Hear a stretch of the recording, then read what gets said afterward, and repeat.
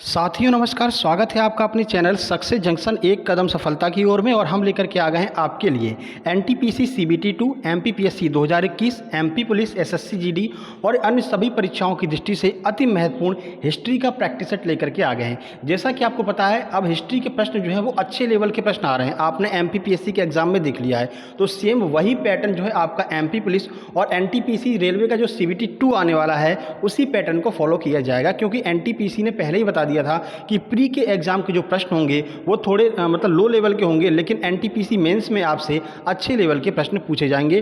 तो बस उसी को पैटर्न को हम भी फॉलो करते हुए आपकी प्रैक्टिस सेट लेकर के आ गए हैं। देखिए आज का थॉट देख लेते हैं। तो अब दिन रात पढ़ाई करना है, क्योंकि पिताजी के फिक्र को अब फक्र में बदलना है। आपको पता है आप तैयारी कर रहे हैं, तो आपसे ज़्यादा फिक्र आपके पिताजी को है। उस फिक्र को अब फक्र में बदलना है। फक्र का मतलब समझते हैं कि मतलब उनको नाज हो आपके ऊपर, ऐसा कुछ करना है। तो आइए इसी बात को ध्यान में रखते हुए शुरुआत करते हैं प्रैक्टिस सेट की। आइए देखते हैं पहला प्रश्न। देखिए, तो निम्नलिखित में से कौन से उर्दू कवि शुरुआत में असद नाम से कविताएं लिखा करते थे? ऐसे प्रश्न ही अब आपसे पूछे जाएंगे। ताकी मीर, मिर्जा गालिब, दुष्यंत या फिर अमीर खुसरो। आइए आंसर देख लेते हैं। सही आंसर है बी, यानी कि मिर्जा गालिब जो हैं वो शुरुआत में असद नाम से कविताएं लिखा करते थे। तो क्या आपको इनका पहले का नाम पता था? नहीं पता था? तो चलिए कुछ जानकारी आपको देते हैं। तो मिर्जा गालिब गालिब के नाम से तो बाद में प्रसिद्ध हुए, शुरुआत में वे असद नाम से कविताएं लिखा करते थे। ठीक है, मिर्जा गालिब किसके समकालीन थे? यह प्रश्न कई बार पूछा गया है, तो याद रखिएगा मिर्जा गालिब बहादुर शाह जफर के समकालीन थे। यह प्रश्न एनटीपीसी ने जो है अपने प्री के एग्जाम में पूछा था, इसलिए आपके लिए महत्वपूर्ण हो सकता है। आगे बढ़ते हैं, अगला प्रश्न देखते हैं। तो काबुलियत और पट्टा किसके द्वारा शुरू किया गया था? जहांगीर के द्वारा, अकबर के द्वारा, हुमायूं के द्वारा या फिर शेर शाह सूरी के द्वारा?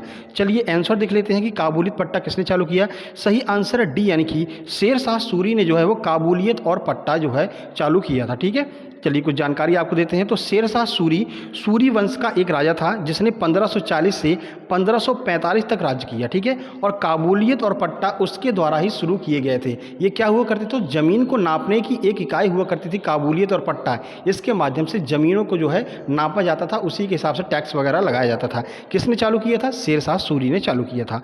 आगे बढ़ते हैं, अगला प्रश्न देखते हैं। तो चंगेज खान ने किसके समय भारत पर आक्रमण किया था? कुतुबुद्दीन ऐबक, इल्तुतमिश, अलाउद्दीन खिलजी या फिर इनमें से कोई नहीं? चलिए आंसर देख लेते हैं। सही आंसर बी, यानी कि इल्तुतमिश के समय पर जो है चंगेज खान ने भारत पर आक्रमण किया था। देखिए, तो चंगेज खान एक मंगोली राजा था जिसने इल्तुतमिश के समय भारत पर आक्रमण किया था। अब देखिए, इल्तुतमिश की एक बहुत महत्वपूर्ण बात है, तुर्काने चहलगामी जो हुआ करता था उसका संस्थापक कौन था? उसका संस्थापक इल्तुतमिश को ही माना जाता था। 40 सरदारों का एक समूह हुआ करता था जिसे तुर्काने चहलगामी कहा जाता था। ठीक है, ये भी आपको साथ में याद करते हुए चलना है। आगे बढ़ते हैं, अगला प्रश्न देखते हैं। तो कौन सी प्रथा दिल्ली सल्तनत के प्रशासन का मूल स्तंभ हुआ करती थी? गौर कीजिएगा, दिल्ली सल्तनत की बात की जा रही है, ना कि मुगलों की बात की जा रही है। ठीक है, तो चलिए ऑप्शन देखते हैं। इजरा प्रथा, इक्ता प्रथा, मनसबदारी प्रथा या फिर इनमें से कोई नहीं? आंसर की बात कर लेते हैं। सही आंसर बी, यानी कि जो इक्ता प्रथा हुआ करती थी वो दिल्ली सल्तनत के प्रशासन का मूल स्तंभ हुआ करती थी। तो देखिए, इक्ता प्रथा दिल्ली सल्तनत की मूल प्रथा है। इस प्रथा में सैनिकों तथा अधिकारियों को वेतन नहीं दिया जाता था, बल्कि भूमि दे दी जाती थी, यानी कि जमीन दे दी जाती थी। उस जमीन से जितना भी उत्पादन हुआ करता था वो उनको अपने पास रखना हुआ करता था। इसी को हम इक्ता प्रथा कहते थे। और ये जो है दिल्ली सल्तनत के समय की प्रथा थी, इक्ता प्रथा। इसे इक्तादारी प्रथा भी कहते हैं। वही मनसबदारी प्रथा की बात करें तो मुगलों के समय पर जो प्रथा चलती थी उसे मनसबदारी प्रथा कहते थे। आपको पता भी होगा, मान सिंह को 40 मनसब दे दिए या 40,000 मनसब इनको दे दिए, उनको दे दिए। तो ये सब कौन दिया करते थे? मुगल के जो बादशाह हुआ करते थे वो मनसब प्रदान किया करते थे, जबकि जो दिल्ली सल्तनत के लोग हुआ करते थे यहाँ पर इक्ता प्रथा चला करती थी। ठीक है, तो उम्मीद करते हैं आपको यहाँ पर कन्फ्यूजन नहीं होगा। आगे बढ़ते हैं, अगला प्रश्न देखते हैं। देखिए, कारकोट वंश का संबंध कहाँ से है? कश्मीर, गुजरात, डेक्कन या फिर मध्य प्रदेश? आंसर की बात करते हैं। सही आंसर ए, यानी कि कारकोट वंश जो है वो कश्मीर से संबंधित था। आइए कुछ जानकारी आपको देते हैं। तो कारकोट वंश कश्मीर का एक राजवंश था। अब कश्मीर के इतिहास के बारे में जानकारी कहाँ से मिलती है? यह प्रश्न भी कई बार पूछा गया है। तो कश्मीर के इतिहास के बारे में जानकारी कल्हड़ के द्वारा रचित राज तरंगणी से मिलती है। तो याद रखिए, यहाँ पर कलर नहीं है, कल्हड़ के द्वारा रचित राज तरंगणी से मिलती है। और राज तरंगणी की स्थापना 12वीं शताब्दी में की गई थी। किसके द्वारा? कल्हड़ के द्वारा। ठीक है, चलिए आगे बढ़ते हैं और अगला प्रश्न देखते हैं। फिरोज शाह तुगलक के समय कौन सा कर युद्ध में लूट के माल पर लगाया जाता था? यानी कि फिरोज शाह तुगलक के समय जब युद्ध हुआ करते थे तो उसमें जो माल लूट करके लाया करते थे तो उस पर कौन सा टैक्स लगा करता था? खम्स, खराज, जजिया या फिर जकात? आइए आंसर देख लेते हैं। सही आंसर है ए यानी कि खम्स नामक एक टैक्स लगा करता था जब युद्ध में कोई भी माल को लूट करके लाया जाता था। कितना हुआ करता था आइए ये भी देख लेते हैं। तो फिरोज शाह तुगलक के समय खम्स नामक कर युद्ध में लूट के माल पर लगाया जाता था। यह कुल माल का 1/6 भाग हुआ करता था। तो 1/6 भाग जो टैक्स लगा करता था उसे हम खम्स कहते हैं। फिरोज शाह तुगलक के समय पर यह टैक्स प्रचलन में था। ठीक है, आगे बढ़ते हैं, अगला प्रश्न देखते हैं।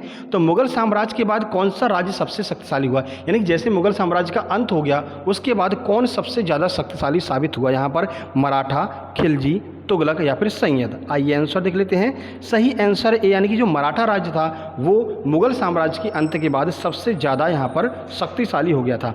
तो मुगल राज्य के अंत के बाद मराठा राज्य मुख्य रूप से अस्तित्व में आया। मराठा साम्राज्य की स्थापना किसने की थी? तो 1674 में शिवाजी के द्वारा मराठा साम्राज्य की स्थापना की गई थी। पेशवा बाजीराव के काल में मराठा राज्य जो था उसका सबसे अधिक प्रसार हुआ। सबसे अधिक प्रसार किसने किया? तो याद रखिएगा पेशवा बाजीराव के समय पर मराठा साम्राज्य का सबसे ज़्यादा प्रसार यहाँ पर हुआ था। ठीक है, आगे बढ़ते हैं। तो शाहजहांनामा का लेखक कौन है? यह प्रश्न पूछा गया है और ये बहुत महत्वपूर्ण प्रश्न है। आपको हुमायूंनामा याद रहता है, ठीक है, बादशाहनामा याद रहता है, लेकिन यहाँ पर पूछा गया है शाहजहांनामा का जो लेखक है वो कौन था? शाहजहां, गुलबदन बेगम, इनायत खां या फिर अब्दुल हमीद लाहौरी? आइए आंसर देख लेते हैं। सही आंसर सी यानी कि इनायत खां जो है उसके द्वारा शाहजहांनामा को लिखा गया था। ठीक है, तो बाकी के ऑप्शन की भी बात कर लेते हैं। तो इनायत खां ने शाहजहांनामा लिखी थी। गुलबदन बेगम ने क्या लिखा? तो गुलबदन बेगम ने हुमायूंनामा लिखा। अब्दुल हमीद लाहौरी ने बादशाहनामा लिखा और बादशाह जहांगीर के द्वारा तुजुक ए जहांगीरी नामक किताब लिखी गई थी। ये भी आपको याद रखना है। ठीक है, तो चारों ऑप्शन यहाँ पर आपके क्लियर हो गए हैं। चलिए आगे बढ़ते हैं और अगला प्रश्न देखते हैं। इनमें से किसे लाख बख्श के नाम से जाना जाता है? यह भी बहुत फेमस प्रश्न है, स्पेशली ये व्यापम का फेमस प्रश्न है कि लाख बख्श के नाम से किसे जाना जाता था? कुतुबुद्दीन ऐबक, इल्तुतमिश, बलबन या फिर अकबर? आइए आंसर देखते हैं। इसका सही आंसर है यानी कि कुतुबुद्दीन ऐबक को लाख बख्श के नाम से जाना जाता था। क्यों? तो देखिए कुतुबुद्दीन ऐबक को लाखों का दान करने की वजह से लाख बख्श के नाम से जाना जाता था। कुतुबुद्दीन ऐबक कौन था? तो गुलाम वंश का जो संस्थापक था वो कुतुबुद्दीन ऐबक ही था तथा कुतुब मीनार की जो नींव है ना वो कुतुब मीनार की नींव भी कुतुबुद्दीन ऐबक के द्वारा ही रखी गई थी। ठीक है, अब यहाँ पर एक प्रश्न बनता है कि कलंदर के नाम से किसे जाना जाता है? यही आज का आपका प्रश्न है जिसे आपको कमेंट बॉक्स में कमेंट करना है जिससे कि कल वाली वीडियो में आपका नाम आए। ठीक है, तो आपको कमेंट बॉक्स में कमेंट करना है कि कलंदर के नाम से किसे जाना जाता था। एक हिंट हम आपको दे देते हैं, जो मुगल वंश था तो मुगल साम्राज्य की जिसने स्थापना की थी उसे कलंदर के नाम से जाना जाता था। उम्मीद करते हैं अब आप कमेंट बॉक्स में अपना आंसर जरूर कमेंट करेंगे। आगे बढ़ते हैं, अगला प्रश्न देखते हैं। इनमें से किस संत को चिराग ए दहलवी के नाम से जाना जाता है? निजामुद्दीन औलिया, नसीरुद्दीन महमूद, बख्तियार काकी या फिर संत रविदास? आंसर की बात करें, सही आंसर बी यानी कि नसीरुद्दीन महमूद को चिराग ए दहलवी के नाम से जाना जाता था। सर इन्हें चिराग ए दहलवी क्यों कहा जाता था? आइए देख लेते हैं। तो बावड़ी के पानी से घड़ों में दिया जलाने के कारण नसीरुद्दीन महमूद को हजरत निजामुद्दीन औलिया ने चिराग दिल्ली के उपनाम से संबोधित किया। 2 से 3 प्रश्न इसी एक लाइन में बन जा रहे हैं। पहला प्रश्न बनेगा कि हजरत किसने जो है नसीरुद्दीन महमूद को चिराग दिल्ली कहा?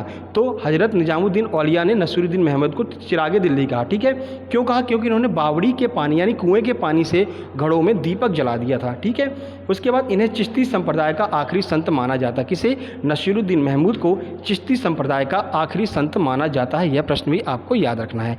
आगे बढ़ते हैं, अगला प्रश्न देखते हैं। चंदेल वंश का अंत किसके द्वारा किया गया था? अलाउद्दीन खिलजी, गयासुद्दीन तुगलक, बलबन या फिर इल्तुतमिश? आइए आंसर देख लेते हैं। सही आंसर है ए यानी कि अलाउद्दीन खिलजी के द्वारा चंदेल वंश का अंत कर दिया गया था। देखिए, तो चंदेल वंश का अंत अलाउद्दीन खिलजी के द्वारा अपनी दक्षिण विजय के दौरान किया गया। मध्य प्रदेश के खजुराहो के जो मंदिर हैं उनका निर्माण किसने करवाया था? तो चंदेल वंश के राजाओं के द्वारा मध्य प्रदेश के खजुराहो के मंदिरों का निर्माण करवाया गया था। यह प्रश्न कई बार पूछा गया है, आपको याद रखना है। ठीक है, आगे बढ़ते हैं। देखिए, आपको पता है एनटीपीसी सीबीटी 1 की यहाँ पर आंसर की आ गई है। आपके कितने नंबर आए हैं ये आपको हमने पोल जो क्रिएट किया उसमें जाकर के आपको वोट करना है। वहाँ पर आपको पता चल जाएगा, दूसरों के अकॉर्डिंग पता चल जाएगा दूसरों के कितने नंबर आए हैं, आपके कितने नंबर आए। ठीक है, तो जो NTPC CBT 1 में प्रश्न पूछे गए थे, तो कुछ जो टेढ़े मेढ़े मतलब कि कुछ अजीब से जो प्रश्न हैं उनको हमने NTPC CBT 1 से भी कवर करके आपके इस वीडियो में रखा है। और आगे भी जो भी वीडियो आने वाले हैं हम उसमें NTPC CBT 1 में जो प्रश्न आए हैं उनको ज़रूर लेकर के आएंगे आपके लिए, जिससे कि आपकी अच्छी तैयारी हो सके आगामी परीक्षाओं के लिए। ठीक है, चलिए देखते हैं शिवाजी के अष्टप्रधान में राज्य का प्रशासन कौन देखता था? तुकाराम, मोरोपंत पिंगले, राजशेखर या फिर धोंदूपंत? आंसर की बात करें, सही आंसर बी यानी कि मोरोपंत पिंगले के द्वारा शिवाजी के अष्टप्रधान में राज्य का प्रशासन देखा जाता था। ठीक है, देखिए अष्टप्रधान क्या हुआ करता था, तो अष्टप्रधान मंत्रियों का एक समूह होता था जो शिवाजी के दरबार में रहा करते थे। इनमें 8 लोग हुआ करते थे। ठीक है, इनमें से राज्य का प्रशासन मोरोपंत पिंगले के द्वारा संभाला जाता था। अब ये अष्टप्रधान में कौन कौन हुआ करता था ये भी क्लियर कर लीजिए। तो पेशवा, अमात्य, मंत्री, सचिव, सुमंत, सेनापति, पंडित राव और न्यायाधीश, ये 8 लोग जो है इस अष्टप्रधान के अंतर्गत आते थे। आपसे प्रश्न पूछ लिया जाएगा, 4 ऑप्शन दिए जाएंगे, 3 तो इनमें से दिए जाएंगे, 1 इसमें से अलग दिया जाएगा और प्रश्न पूछा जाएगा इनमें से कौन अष्टप्रधान के अंतर्गत नहीं आता है। ठीक है, तो याद कर लीजिए, इन 8 के नाम याद रखिए कौन कौन थे। तो पेशवा, अमात्य, मंत्री, सचिव, सुमंत, सेनापति, पंडित राव और न्यायाधीश, ये 8 लोग जो है अष्टप्रधान के अंतर्गत आया करते थे। अष्टप्रधान किसके समय पर फेमस था? तो शिवाजी के समय पर अष्टप्रधान फेमस था। इससे मिलता जुलता एक नाम आपको और मिलेगा, अष्टदिग्गज। तो अष्टदिग्गज किसके समय पर था? तो आपको याद रखना है जो कृष्णदेव राय थे, कृष्णदेव राय के दरबार में अष्टदिग्गज रहा करते थे। ठीक है, तो उम्मीद करते हैं आपको यहाँ पर कंफ्यूजन नहीं होगा बिल्कुल भी, अष्टप्रधान शिवाजी और अष्टदिग्गज कृष्णदेव राय। ठीक है, चलिए आगे बढ़ते हैं, अगला प्रश्न देखते हैं। तो मध्यकाल की एकमात्र मुस्लिम महिला सम्राट रजिया सुल्तान किसकी पुत्री थी? अब कुछ इस तरह से घुमा करके प्रश्न पूछे जाएंगे। अभी तक आपसे प्रश्न पूछा जाता था कि भारत की पहली महिला सुल्तान कौन थी? आप सिंपल आंसर देते थे रजिया सुल्तान, लेकिन अब आपसे घुमा करके प्रश्न कुछ इस तरह से पूछा जाएगा कि मध्यकाल की एकमात्र मुस्लिम सम्राट रजिया सुल्तान किसकी पुत्री थी? ठीक है, तो आपको डीपली प्रश्नों को पढ़ना है, ये आपको याद रखना है। अकबर, इल्तुतमिश, नसीरुद्दीन या फिर बलबन? आइए आंसर देख लेते हैं। सही आंसर बी यानी कि इल्तुतमिश की पुत्री थी रजिया सुल्तान, जो कि भारत में अब तक की जो है पहली महिला मुस्लिम शासिका थी। देखिए, तो इल्तुतमिश के सभी पुत्र अयोग्य थे, इसलिए उसने रजिया को अपना उत्तराधिकारी घोषित किया। रजिया एकमात्र मुस्लिम महिला सम्राट थी, वह पुरुष वेश धारण किया करती थी तथा हाथी पर युद्ध लड़ने भी जाया करती थी। तो याद रखिएगा, रजिया सुल्तान पहली महिला सम्राट, ठीक है, इल्तुतमिश की पुत्री थी। आगे बढ़ते हैं, अगला प्रश्न देखते हैं। तो गुलाम वंश का अंतिम राजा कौन था? आराम शाह, कैकूबाद, कैखुसरो या फिर इनमें से कोई नहीं?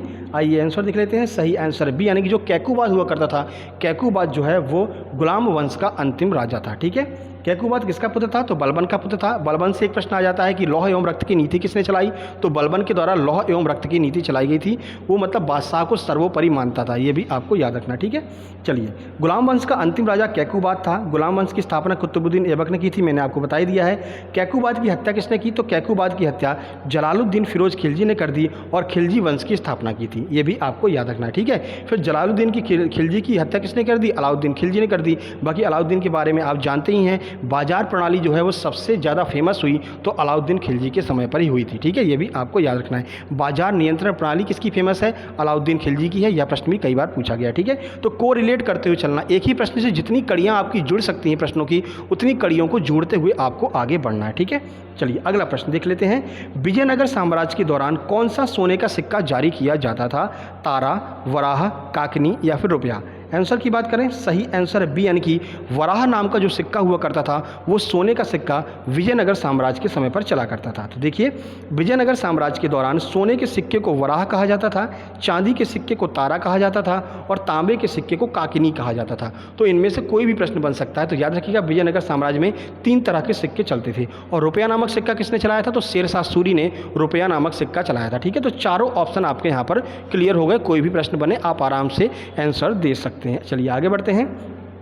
तो ये आपके आज के बहुत महत्वपूर्ण नए कुछ प्रश्न थे जो कि इतिहास से थे, आपके परीक्षा में आ सकते हैं। डेली आपके लिए हम ऐसे ही प्रैक्टिस सेट लेकर के आएंगे। इतिहास, फिर मतलब आपकी ज्योग्राफी, उसके बाद आपकी पॉलिटी, फिर उसके बाद करंट अफेयर, फिर एमपी, ऐसे हम लगातार आपके लिए प्रैक्टिस सेट लेकर के आते रहेंगे। इसके लिए ज़रूरी है कि आप चैनल को सब्सक्राइब कर लीजिए। और आज का प्रश्न आपको याद है ना, किस मुगल बादशाह को कलंदर के उपनाम से जाना जाता था? ठीक है, कमेंट बॉक्स में कमेंट जरूर कीजिएगा। वीडियो पसंद आए वीडियो को लाइक कीजिए, दोस्तों के पास शेयर कीजिए, चैनल को सब्सक्राइब करके नोटिफिकेशन बेल जरूर दबा लीजिए, क्योंकि रोज़ सुबह 7:30 बजे हम आपके लिए करंट अफेयर की वीडियो लेकर के आते हैं। करंट अफेयर की वीडियो देखना आपके लिए बहुत ज़्यादा अनिवार्य है, क्योंकि वहाँ पर हम आपके करंट अफेयर को कवर करते हैं। 5 प्रश्न मध्य प्रदेश करंट के लेते हैं, 5 प्रश्न आपके MP स्टैटिक जीके के लेते हैं, और साथ ही साथ में जो इंडिया की स्टैटिक जीके उसको भी लेते हैं, और एक हिस्टोरिकल प्लेस के बारे में भी हम बात करते हैं। तो इतनी सारी चीज़ें आपको एक ही वीडियो के अंतर्गत मिलती हैं, इसलिए करंट अफेयर की वीडियो देखना मत भूलिएगा। आज सुबह भी हमने 18 अगस्त के नाम से अपलोड की है, अगर आपने अभी तक नहीं देखा हो तो जा करके जरूर देख लीजिएगा। जल्दी मिलते हैं कल सुबह करंट अफेयर वाली वीडियो में, तब तक के लिए नमस्कार, धन्यवाद।